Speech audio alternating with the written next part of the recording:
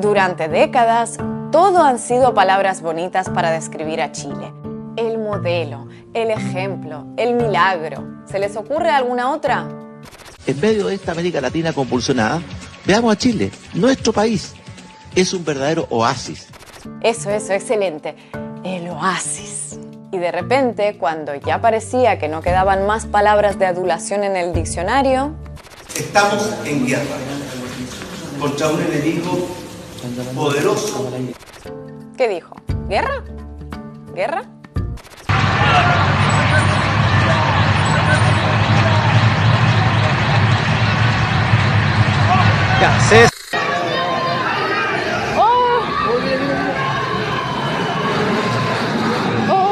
¿Cómo se pasó del oasis a una guerra con más de una decena de muertos en un par de semanas? Todo comenzó, o mejor dicho, todo estalló con el anuncio del cuarto aumento del pasaje del Metro de Santiago en menos de 2 años. Si ya la medida estaba destinada a causar molestia, las palabras del ministro de Economía convirtieron la molestia en indignación.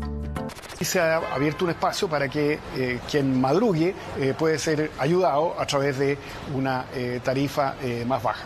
Vamos, no me sean remolones, trabajadores de Chile. Menos quejarse y más madrugar. Los estudiantes comenzaron a protestar entrando en grupo al suburbano sin pagar y el gobierno, que ya le había agarrado el gusto a eso de apagar incendios echando gasolina, quiso atajar el problema vaciando el bidón. Así que movilizó a carabineros y el resultado fue el que era de esperar. ¡Suéltalo, mierda! ¿Qué te pasa, weón? ¡Suéltalo!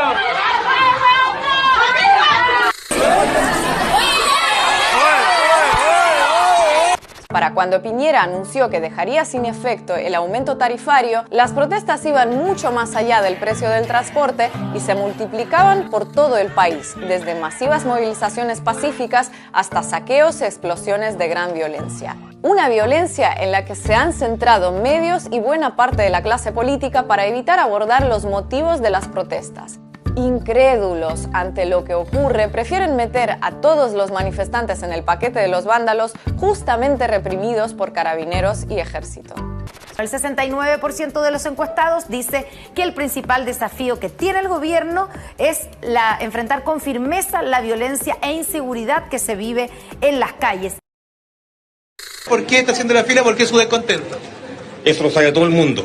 Todo el mundo. Pero el descontento generalizado. ¿Por qué siguen preguntando weá?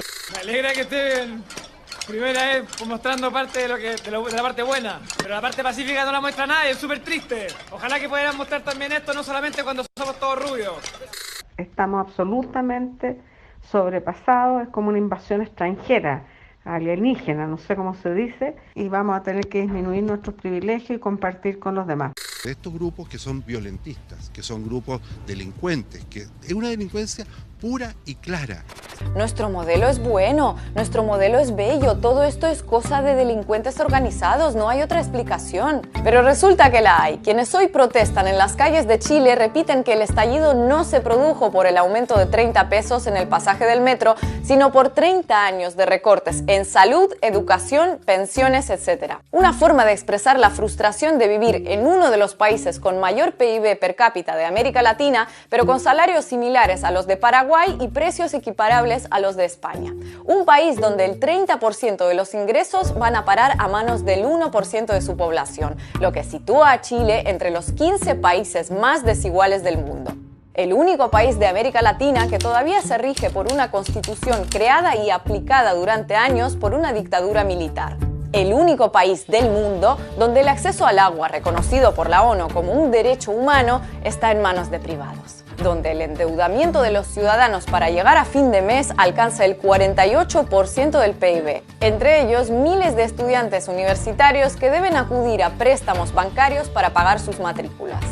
Donde el sistema de pensiones es privado y aunque las administradoras de fondos de pensiones ingresan el doble de lo que pagan a sus beneficiarios, se niegan a adelantar las prestaciones. Eso sí, en el colmo de la generosidad, recientemente anunciaron que tal vez en casos de enfermedades terminales quizá hagan una excepción, visto que en el magro sistema sanitario público no podrán atenderlos. Un modelo de pensiones, por cierto, que los propios militares se negaron a asumir cuando la dictadura militar lo impuso a la población en 1981. Sí, como lo oyen, las Fuerzas Armadas chilenas se rigen por un modelo de pensiones tipo seguridad social. Y no es la única contradicción que resalta. Un porcentaje superior al 10% de los ingresos internacionales de la empresa estatal del cobre van directamente a las Fuerzas Armadas, que a día de hoy no tienen que dar cuentas a nadie sobre a qué usos destinan esos recursos. Una empresa estatal del cobre que además aporta alrededor del 15-20% del ingreso fiscal chileno. Es decir, Chile, el alumno aventajado del neoliberalismo, tiene a una gigantesca empresa estatizada por Salvador Allende como uno de sus principales proveedores.